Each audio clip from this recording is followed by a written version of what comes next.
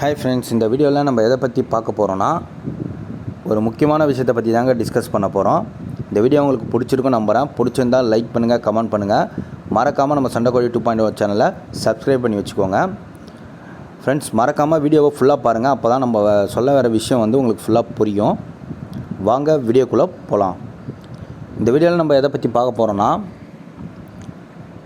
இப்போ நம்ம சண்டைக்கோழி வளர்க்கும் போது சண்டைக்கோழி பார்த்திங்கன்னா ஒரு 3 மாதத்துக்கு அப்புறமே அடிச்சிக்க ஆரம்பிச்சிடும். அந்தமாரி அடிச்சிக்க ஆரம்பித்ததுக்கப்புறம் காயம் வருங்க. அந்த காயம் வந்ததுக்கப்புறம் நம்ம என்னெல்லாம் பண்ணக்கூடாது அப்படின்றத பற்றி தான் இந்த வீடியோவில் பார்க்க போகிறோம். இப்போ என்னென்னு பாருங்கன்னா, இப்போ நீங்கள் ஒரு 5 கோழி வளர்க்குறீங்க. எல்லாமே ஒன்றா தான் இருக்குது, ஓகேங்களா. நீங்கள் தனியாக ரிங்கில் போட்டு வளர்க்குற வரைக்கும் எந்த பிரச்சனையும் கிடையாது. இப்போ மொத்தமாக போடும்போது என்ன ஆகும்னா, ஒத்துமையாக தான் இருக்குங்க.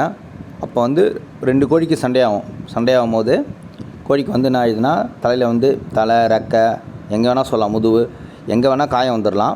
அந்த காயம் வந்ததுக்கப்புறம் அந்த கொத்துற கோழியை மட்டும் நீங்கள் தனியாக எடுத்து வெளியே போடுவீங்க, ஓகேங்களா. மற்ற கோழியை அப்படியே ஒன்றா விடுவீங்க. ட்ரீட்மெண்ட் பண்ணிட்டு ஒன்றா விட்றீங்கன்னே வச்சுக்கோங்களேன்.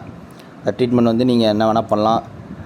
சில பேர் மருந்து வைப்பீங்க, சில பேர் மஞ்சள் வைப்பீங்க, அவங்கள பொறுத்தது. வச்சுட்டு விட்றீங்கன்னு வச்சிங்களேன். விட்டதுக்கப்புறம் அந்த காயம் இது தெரியுது இல்லைங்க, அதாவது அந்த சிவப்பு நிறத்தில் அந்த ரத்தம் இது தெரிஞ்சுதுன்னா, ஒழுங்காக இருக்க கோழி கூட பார்த்துட்டு அந்த கோழியை கொத்த ஆரம்பிச்சிருங்க, ஓகேங்களா. அந்த ப்ராப்ளம் நான் நிறையா ஃபேஸ் பண்ணியிருக்கேன். நம்ம சண்டைக்கோழி வளர்ப்பு வந்ததுக்கப்புறம் இந்த ப்ராப்ளம் தான் ஃபஸ்ட்டாக ஃபேஸ் பண்ணியிருக்கேன்.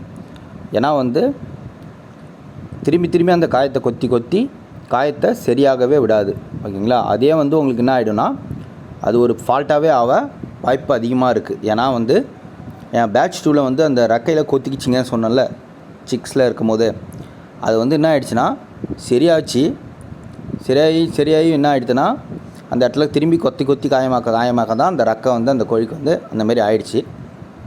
இதுலேருந்து என்ன தெரியுதுன்னா, ஒரு காயம் பர்ஃபெக்டாக ஆடுற வரைக்கும் நீங்கள் எந்த கோழி கூட விடக்கூடாது, ஓகேங்களா.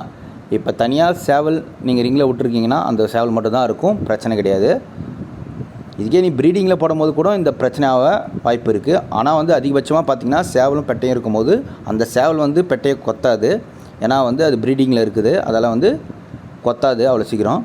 பட் நீங்கள் ஒரு சேவலுக்கு 2-3 பெட்டைன்னு விடும்போது அதில் ஒரு பெட்டை சண்டை போட்டுட்டு மீதி 2 பெட்டை ஒத்துமையாக இருந்தாலும் அந்த காயத்தை பார்க்கும்போது, இந்த சிவப்பு கலர் நிறத்தை பார்க்கும்போது அந்த கோழி கொத்தும் தான்.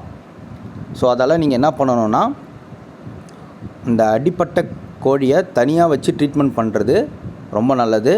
ட்ரீட்மெண்ட் பண்ணும் போதும் தனியாக வச்சுட்டு அது சரியாகிற வரைக்கும் நீங்கள் தனியாக வச்சுக்கிறது நல்லது.